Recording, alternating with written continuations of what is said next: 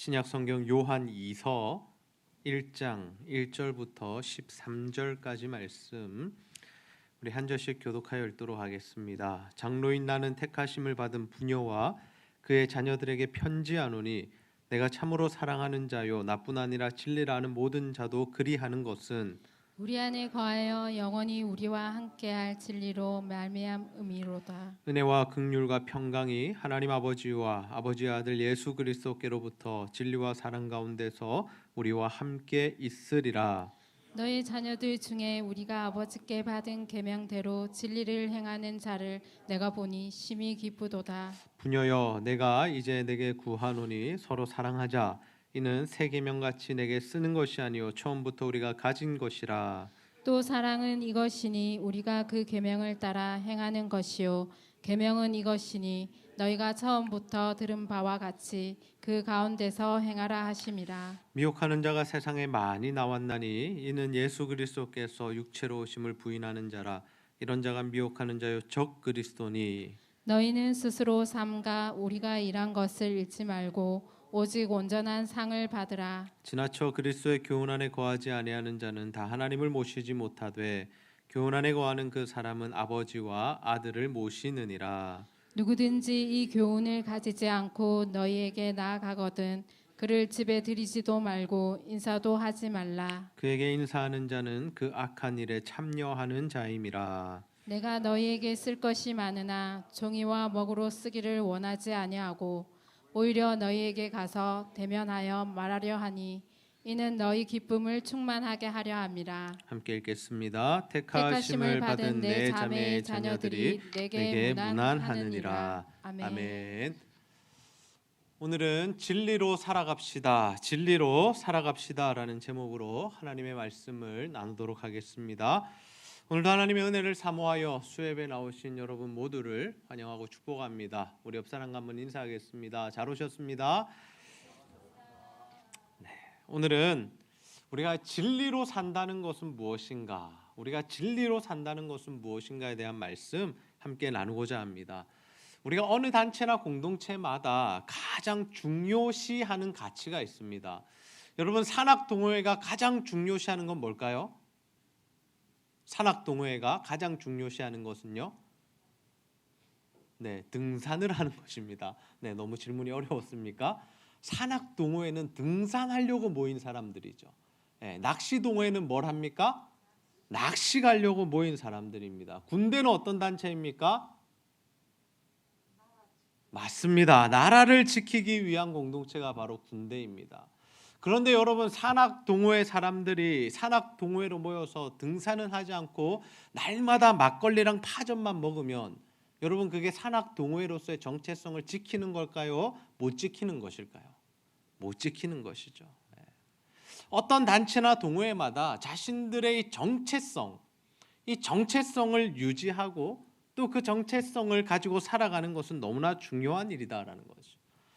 그런 의미에서 생각해 볼 때 우리 교회도 교회의 정체성이 있다라는 겁니다.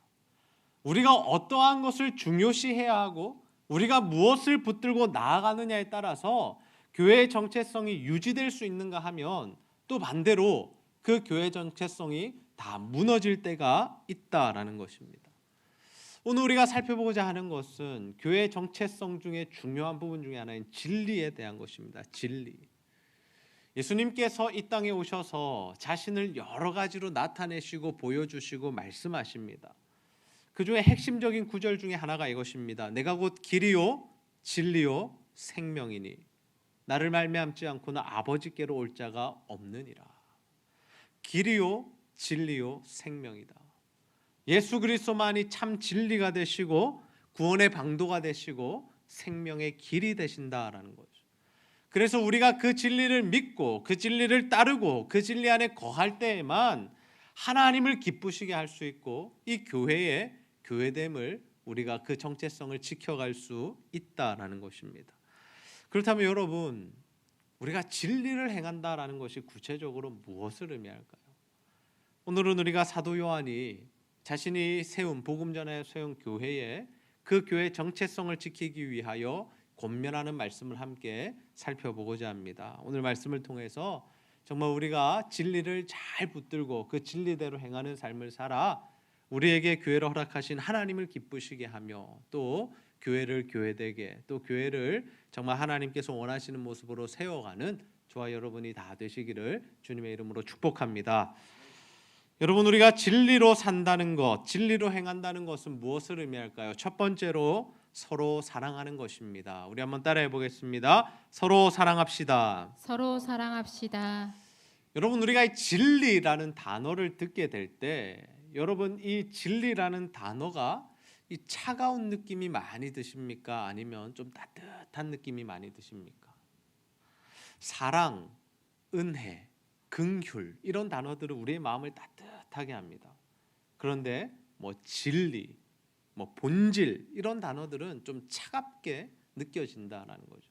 진리가 아니면 싸워야 하고 또 본질에서 떠나면 죽어야 한다. 막 우리가 이런 말씀을 많이 대하기 때문에 이 진리라는 것을 굉장히 차갑게 대할 때가 있다라는 거죠.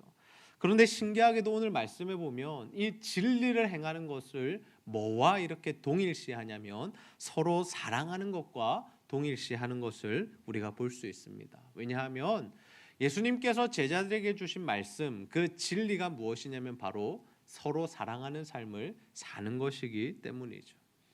그래서 교회는 서로 사랑하는 공동체가 되어야 합니다. 하나님은 사랑이시다. 예수님께서는 십자가의 사랑을 우리에게 보여주셨죠. 그런 예수님께서 우리에게 명령하신 바가 무엇이냐면 서로 사랑하라이기 때문입니다.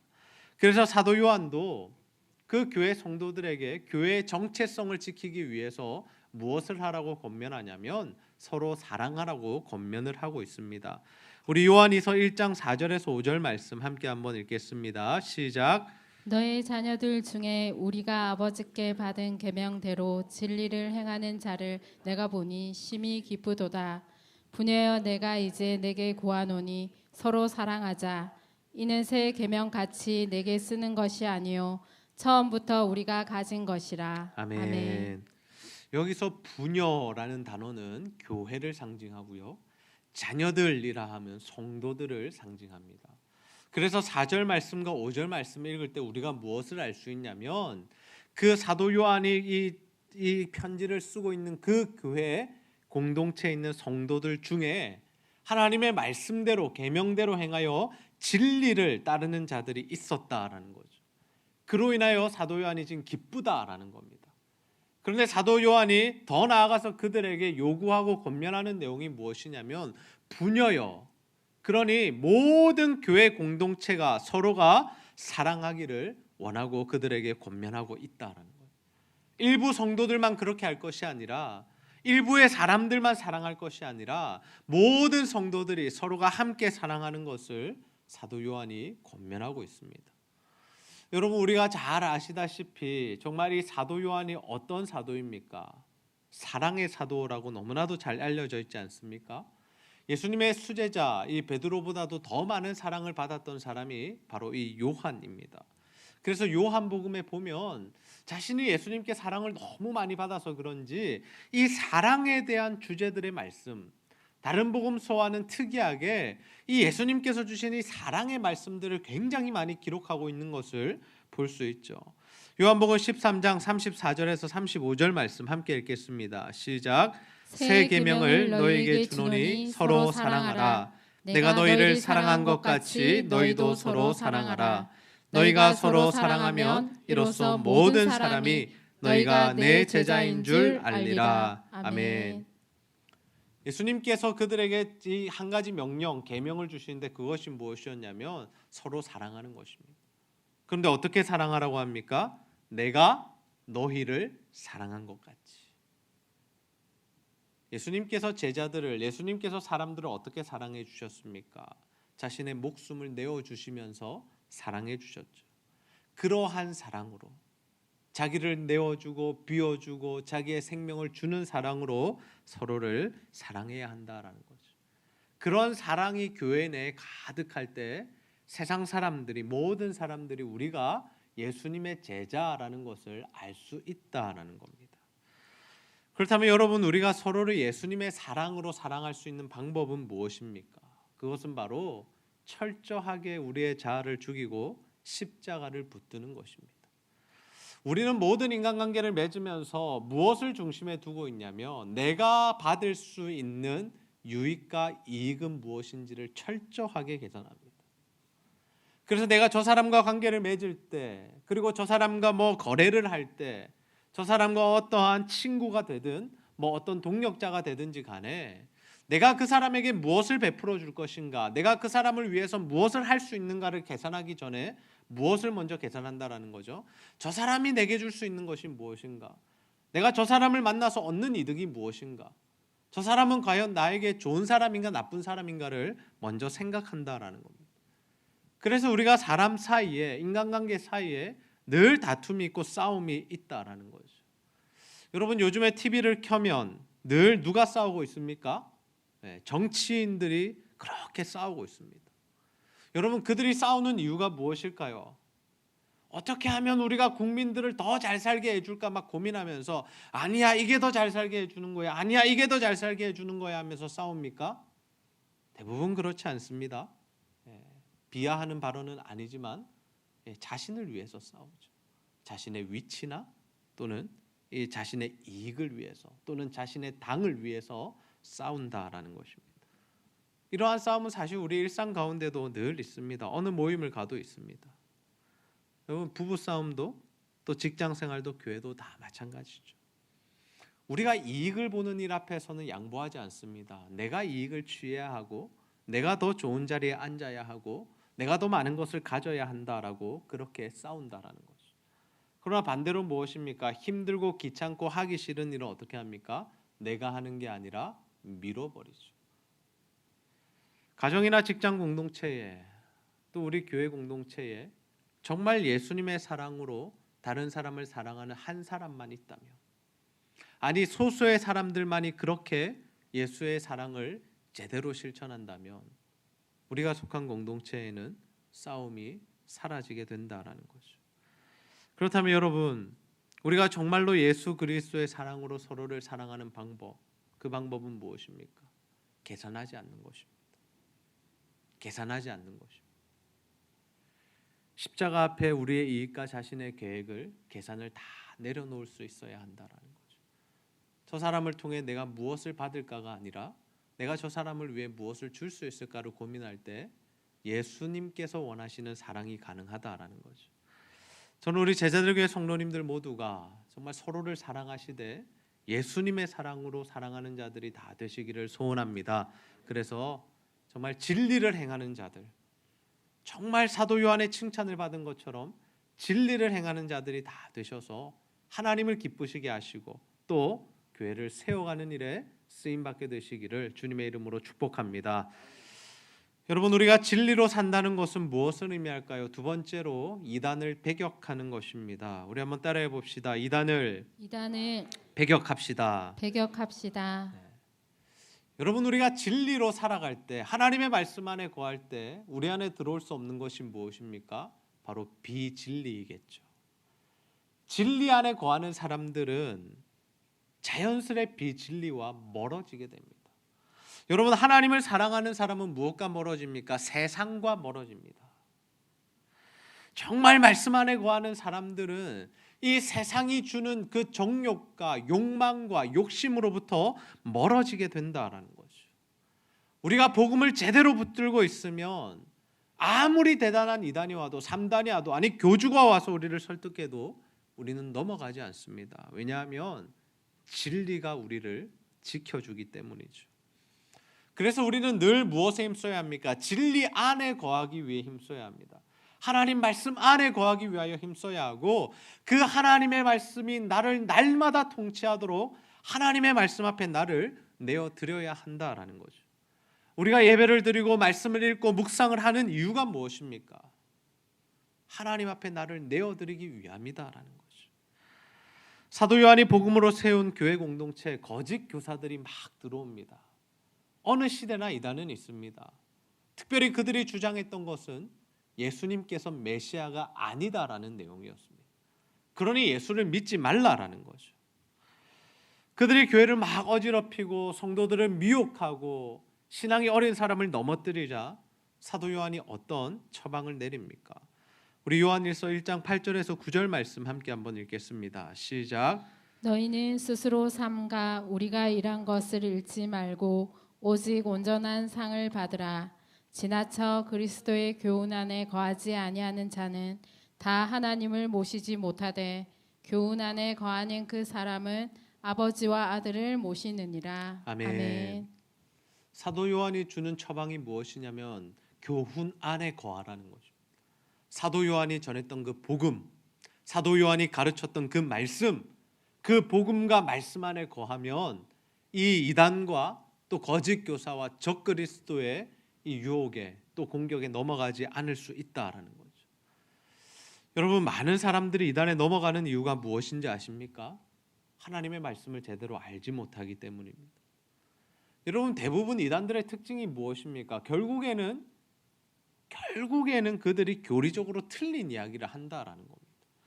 처음에는 그럴듯하게 이야기하지만 시간이 지나면 지날수록 그들이 추구하는 바가 무엇이냐면 교주를 믿어야 천국 간다라는 거고, 그리고 교주의 말을 들어야 구원을 받는다라는 거고, 그래서 너희들은 몸과 마음과 모든 재산을 교주에게 바쳐야 한다. 모든 이단이 다 이쪽으로 간다라는 거죠.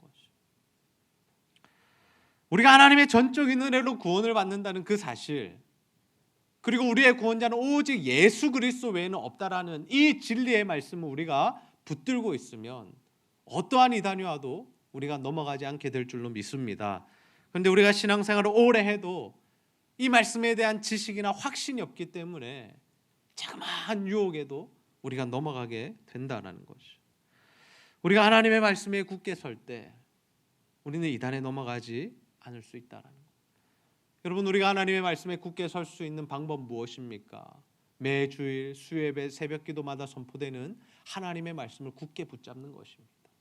그리고 여러분, 묵상하시고 또 말씀 읽으시면서 정말 하나님의 말씀 안에 거하려고 노력하시고, 또 교회에서 하는 모든 성경 공부와 제자훈련 프로그램에 참가하셔서 정말 하나님의 말씀으로 자신을 깨우고 또 훈련시키는 방법 외에는 없다라는 것이죠. 사도 요한은 이렇게 연약한 성도들을 위해서 한 가지 더 가이드라인을 제시하는데요. 우리 요한이서 1장 10절에서 11절 말씀 함께 읽겠습니다. 시작. 누구든지 이 교훈을 가지지 않고 너희에게 나아가거든 그를 집에 들이지도 말고 인사도 하지 말라. 그에게 인사하는 자는 그 악한 일에 참여하는 자임이라. 아멘.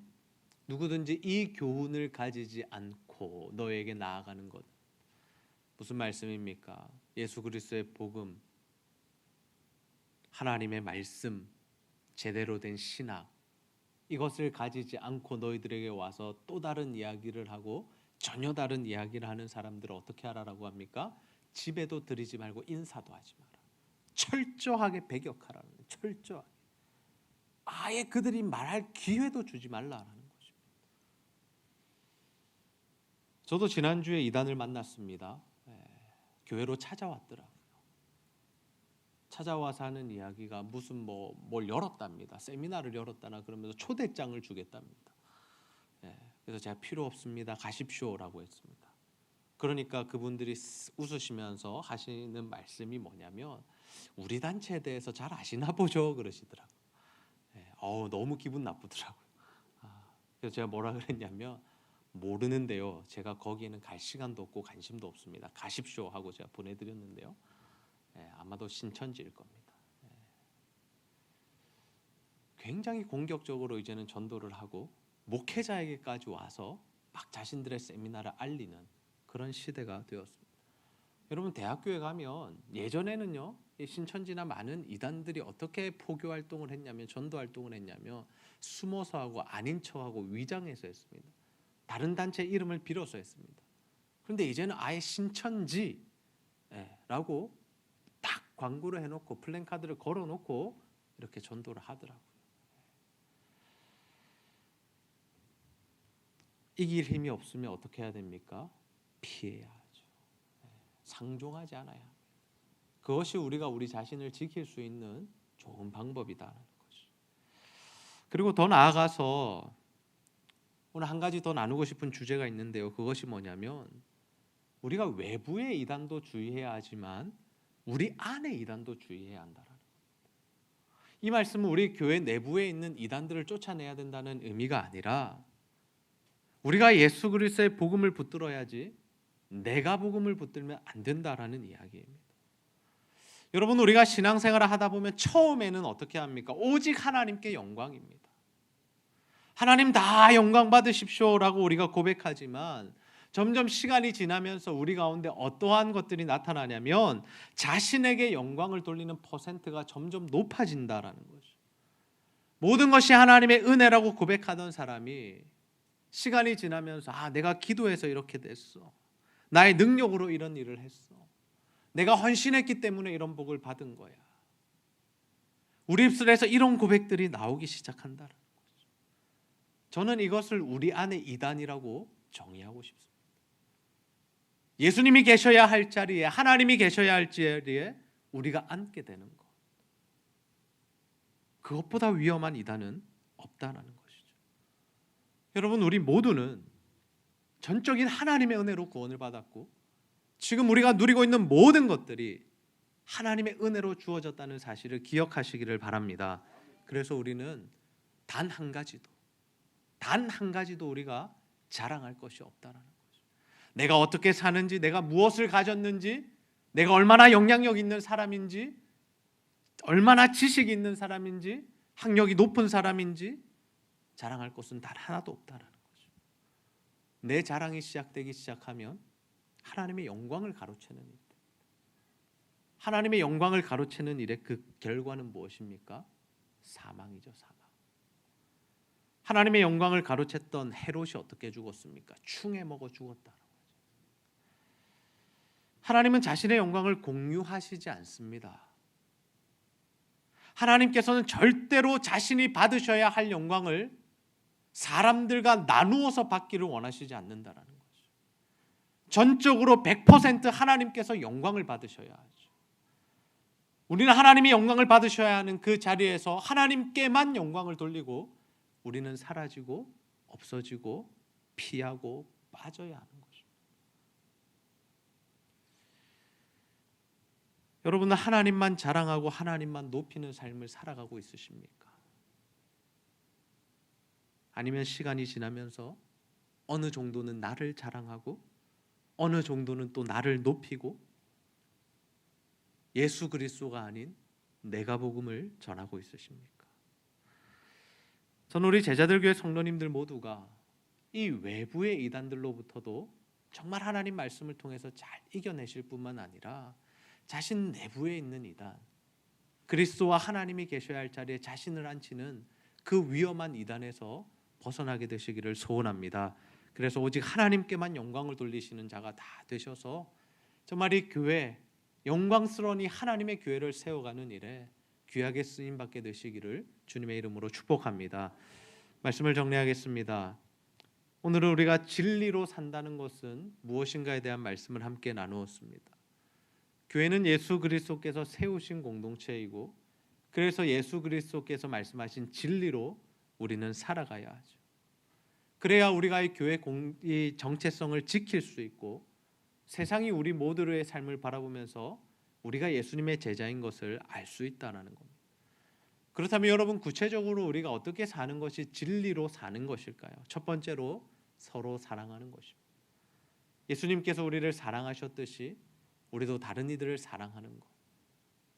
나의 이익을 위하여 다른 이들을 이용하고 사용하는 것이 아니라 내가 철저하게 주고 다른 이들에게 유익을 끼치는 것. 그 삶이 바로 우리에게 필요하다라는 것입니다. 두 번째, 이단을 배격해야 합니다.